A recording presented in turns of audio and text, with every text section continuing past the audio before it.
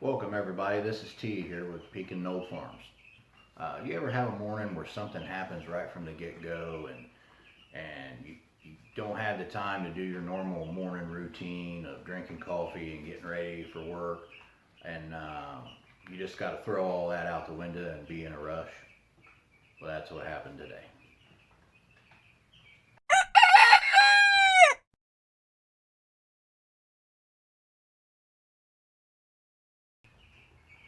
So this morning, I wasn't able to sleep. I tossed and turned from about 3 o'clock on. I knew that I was going to be hitting that snooze button many times before I had to get up to go to work. Uh, but that wasn't the case. About a half hour before it was time to go to work or time to get up for work, the phone rang and it was a post office saying our chicks had arrived. They were arriving a day early than what we thought. Uh, Now, the night before, I checked the tracker, and the tracker was showing that they were still at it. They had just arrived at a hub, and it was still on schedule to be delivered Thursday. Well, to our surprise, they were at the post office. So, with the workload I was going to have that day, my wife was going to have that day, there was no other way but to get up and go get them. So, with the help of my wife, we got up, we ran to the post office, picked up the baby chicks, brought them home, and got them settled in. And here they are.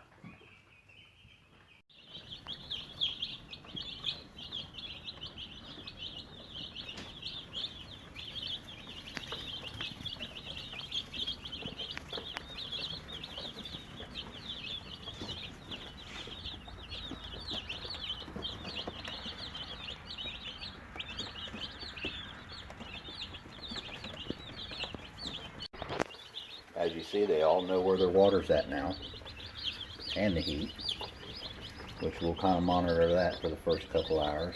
I'm not going to give them feed until about an hour, hour and a half after they get settled in here. Um, just something that was recommended and seems to work. So, but as you see, you got some under this heat lamp, a lot of them around the water. Um, I got to get me another water.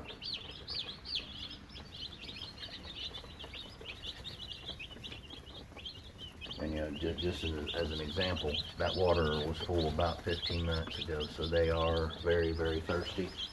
And gonna kind of let them get the water intake in before I give them a bunch of feed.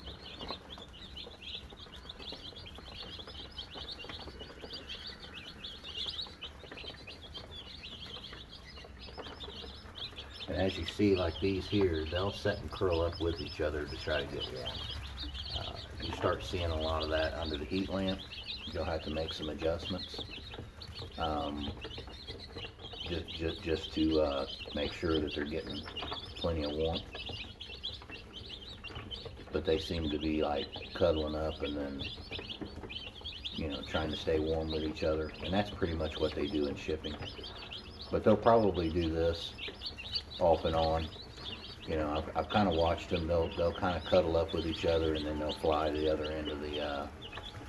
They'll take off zipping across the brooder, and then they'll go get some water and then come back.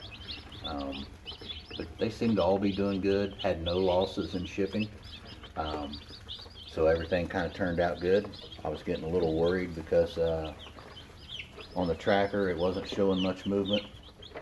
For the last since Monday, and this is Wednesday. So early this morning they called, post office did, and said that they had my noisy chicks. So I rushed down there and picked them up, me and my wife. They seem to be doing pretty good.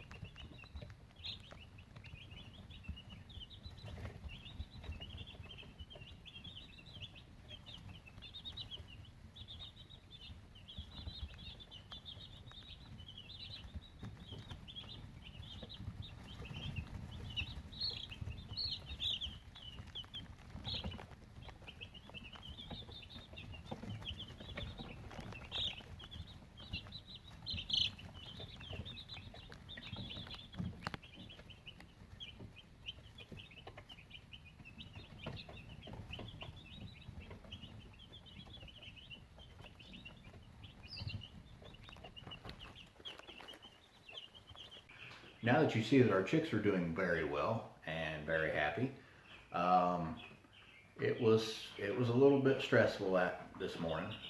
We had to rush. I basically had just enough time to get them settled in and get everything taken care of, and hurry up and grab a cup of coffee and go to work. But that's one of the reasons why I wanted to get the brooder ready, because if I would have thought I'll wait till the night before, it would have been crazy. I would have probably not been able to go to work, or at least went to work late, and that would have created some other issues.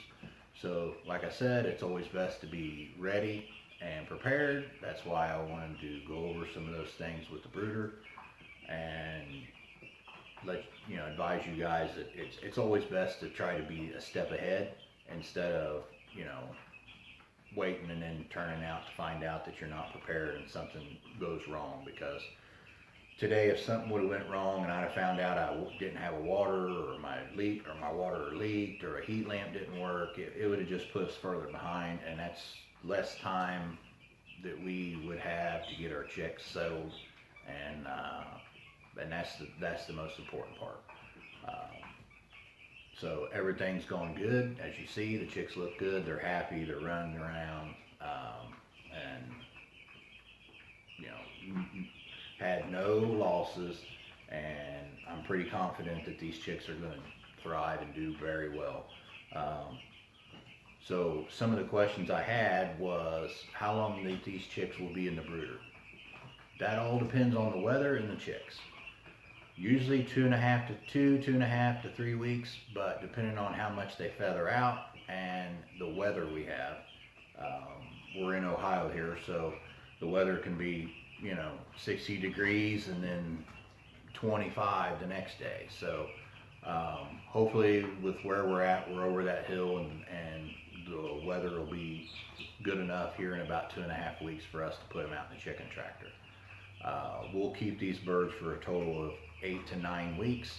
Like I said, they'll spend 2.5, 3 weeks in the brooder, and then they'll spend the remaining amount of time out in a chicken tractor that will be moved across the ground, giving them fresh grass and fresh ground for them to eat the grass, eat the bugs and whatever.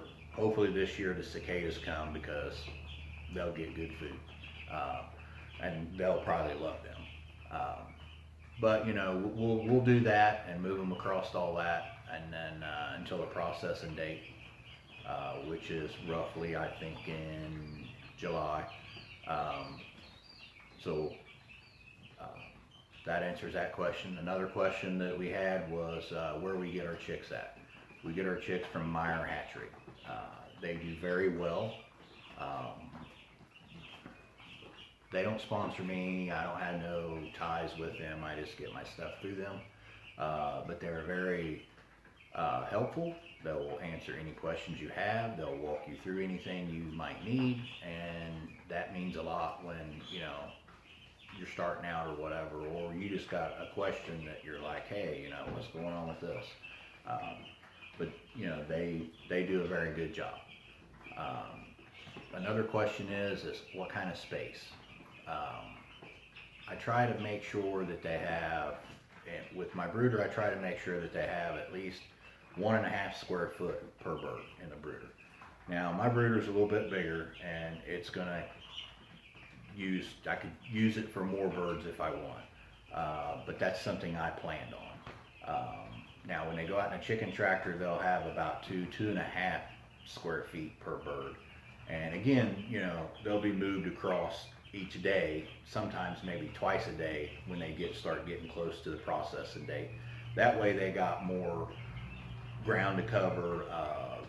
The manure layer is not so thick. They're not wallowing in their own manure, and they're not wallowing in their own mud. And that does make a big difference for the birds and the land. So something else I was asked was, what am I feeding them? Well, for the first week, they'll be fed what they call a chip grower that is medicated with 20% protein. After the first week, we will start them 12 hours on food, 12 hours off food. And I'll go over that in one of the next videos. The reason why we do that is so they don't have health issues, because these birds are meant to grow fast, If you do overfeed them, they'll have leg issues where they'll get to the point where they can't walk, or they'll have heart complications due to them growing so fast.